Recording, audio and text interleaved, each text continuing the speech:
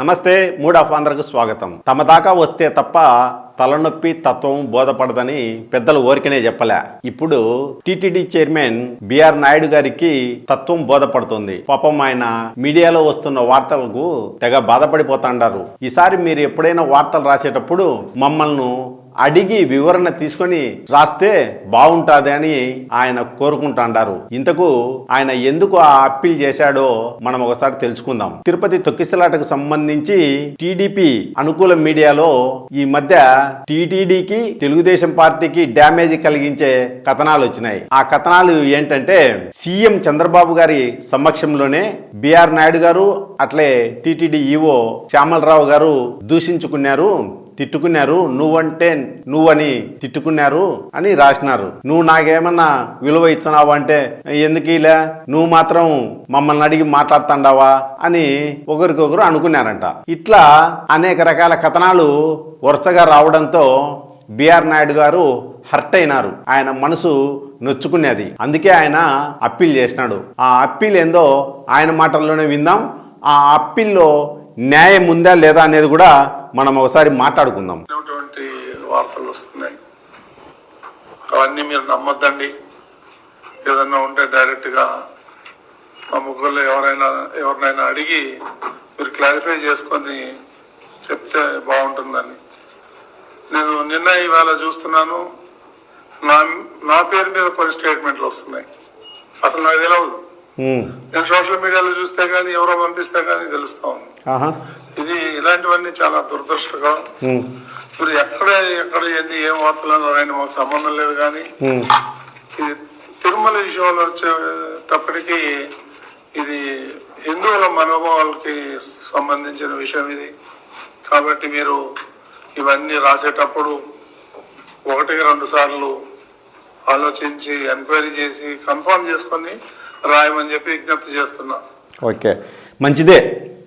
TTD chairman BR Naidu గారు as a చైర్మన్గా అనే కాకుండా వ్యక్తిగతంగా కూడా ఆయన మీడియాకు చేసిన అప్పీలు న్యాయమైందే.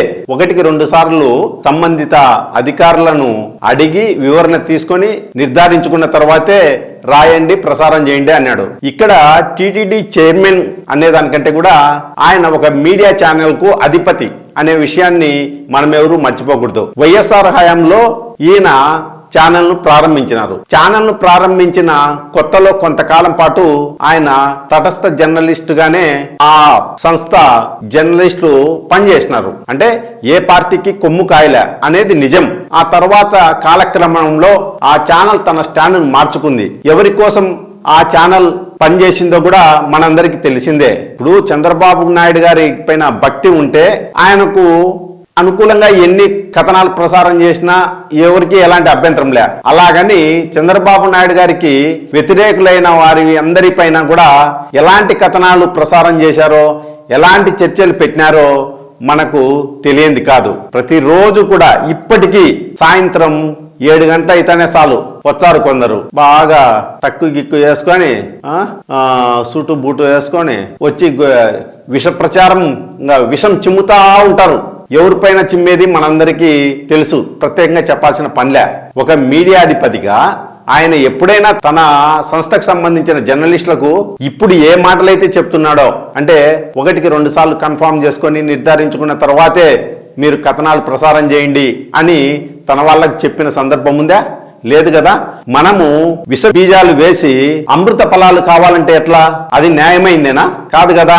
ఎప్పుడు కూడా విష బీజాలు విష ఫలాలే ఇస్తాయి, అమృత బీజాలు అమృత ఫలాలు ఇస్తాయి. మనం నాటిందేమో విష బీజాలు నాటి ఇప్పుడు అమృత ఫలాలు కావాలని కోరుకుంటే ఎట్లా బిఆర్ నాయుడు గారు? న్యాయమేనా చెప్పండి.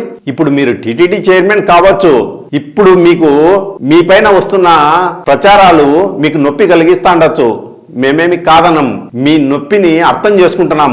మేము కోరుకునేది చెప్పేది ఏంటంటే, మీరు నిజంగా మీ ఛానల్ ద్వారా మంచి విషయాలు ప్రచారం ప్రసారం చేసింటే ఈరోజు మీరు ఇలాంటి అప్పీల్ చేసిన తర్వాత దానికి ఒక గౌరవం ఉండేది. కానీ అట్లా ఎవరు అనుకోవడం లేదే. మీరు ఇప్పుడు అప్పీల్ చేస్తున్నారు కదా, అందరూ మిమ్మల్ని ప్రశ్నిస్తున్నారు, నిలదీస్తున్నారు. మీ ఛానల్లో మీరు చేస్తున్నది ఏందని జనం నుంచి వచ్చే ప్రశ్నకు ఏం సమాధానం చెప్తారు? మీ దగ్గర సమాధానం లేదు. మీరేమి చాగంటి కోటేశ్వరరావు గారో గరికపాటి నరసింహారావు గారి ప్రవచనాలు ప్రసారం చేయడం వలన చైర్మన్ పదవిని చంద్రబాబు నాయుడు గారు ఈలే. మీరు ఏ పని చేసింటే ఈ పదవి దక్కిందో అందరికీ తెలుసు. అందుకు కాబట్టి మీ అప్పీల్కు లేదంటే మీ ఆవేదనకు ఎవరు మద్దతు పలకరు. ఎందుకంటే మీరు ఇంతకాలం చేస్తున్నది ఏంది అనేది అందరికీ తెలుసు. మీరు ఏం చేసినారో ఈరోజు అదే మీ పైన జరుగుతుందని తెగ బాధపడిపోతున్నారు. చేసుకున్న వాళ్లకు చేసుకున్నంత మహదేవా అని పెద్దలు ఊరికనే చెప్పలే. ఇది మీకు కూడా వర్తిస్తుంది. ధన్యవాదాలు.